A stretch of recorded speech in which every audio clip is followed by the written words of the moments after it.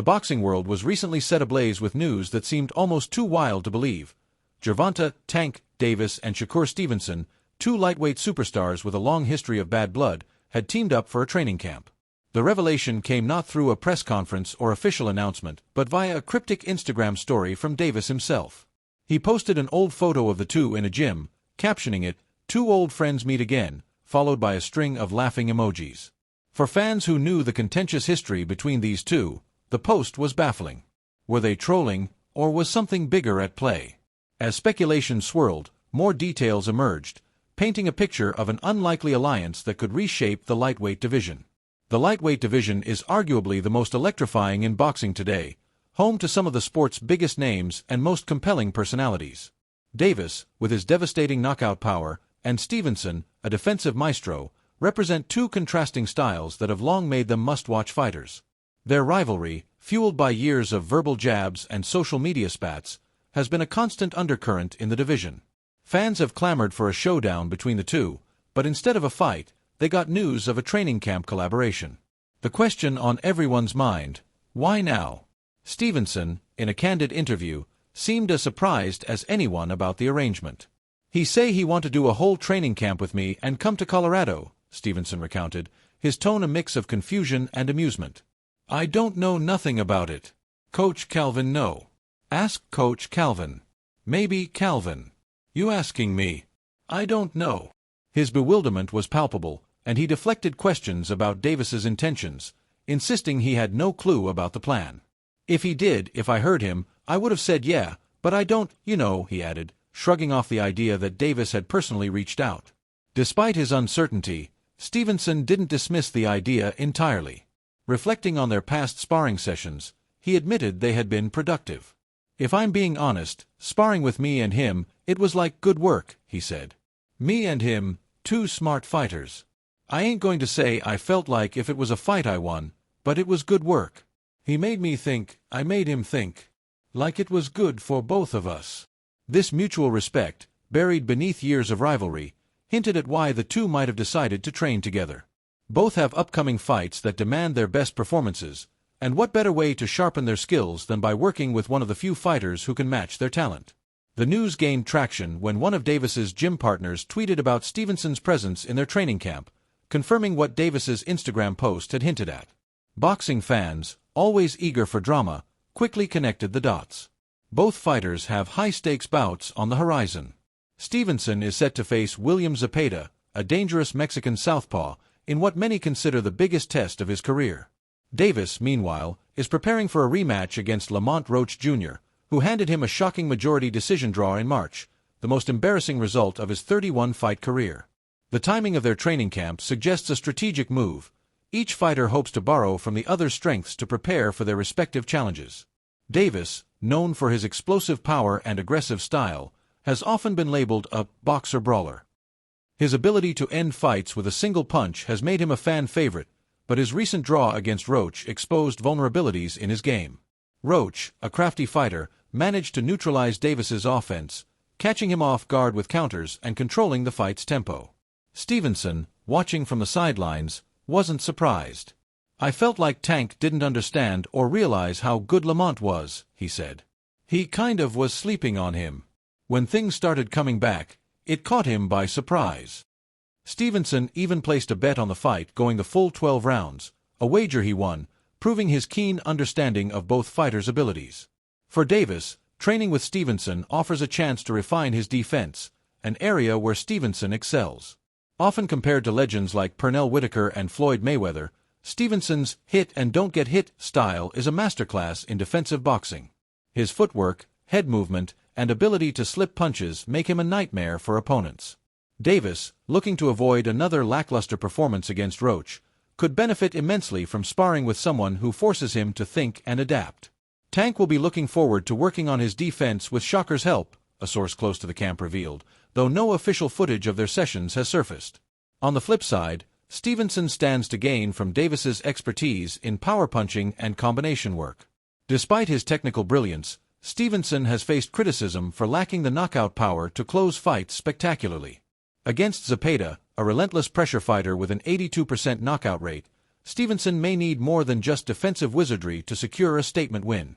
Shakur would want to work on his punching power and combinations, the same source noted, suggesting that Davis's ability to deliver fight-ending blows could rub off on Stevenson's arsenal. The idea of these two rivals training together has sent shockwaves through the boxing community. Fans, accustomed to their trash talk, expressed a mix of excitement and disbelief. One fan tweeted, "Boxing is such a funny sport. After years of beefing, you both come together." Another quipped, "I don't know who made the first move to settle, but it's great to see them unite. I hope this doesn't deprive us of their fight." The sentiment captures the duality of this moment. While the training camp is a positive development for both fighters, it also raises questions about whether their long-awaited showdown will ever happen. Stevenson, for his part, remains focused on Zepeda. "Right now, all that's in my mind is July 12th, he said, referring to his upcoming fight. "If I don't get past Zepeda, there is no Tank fight." He's acutely aware of the challenge Zepeda poses, describing him as a fighter who's been waiting for this opportunity his entire life. "I knew Zepeda back when I was 15, 16 years old, and he was focused then," Stevenson said. "This is his moment, too. I got to go lock in and step on him." Zepeda, a Mexican-born southpaw, is known for his aggressive high-volume style, making him a stark contrast to Stevenson's elusive approach. The fight promises to be a classic clash of styles, with Zepeda aiming to swarm and Stevenson looking to outbox and frustrate. Zepeda, brimming with confidence, has called for a toe-to-toe battle, invoking the legendary 1990 fight between Meldrick Taylor and Julio Cesar Chavez. "I want that type of fight," he said, signaling his intent to pressure Stevenson and force a firefight. Stevenson, however, refused to take the bait. "I'm not focusing on standing there. I'm not focusing on boxing. I'm coming to put on the best performance of my career," he declared. His adaptability, honed through years of facing diverse opponents, will be key against Zepeda, whose recent fights against Tevin Farmer revealed both his strengths and weaknesses.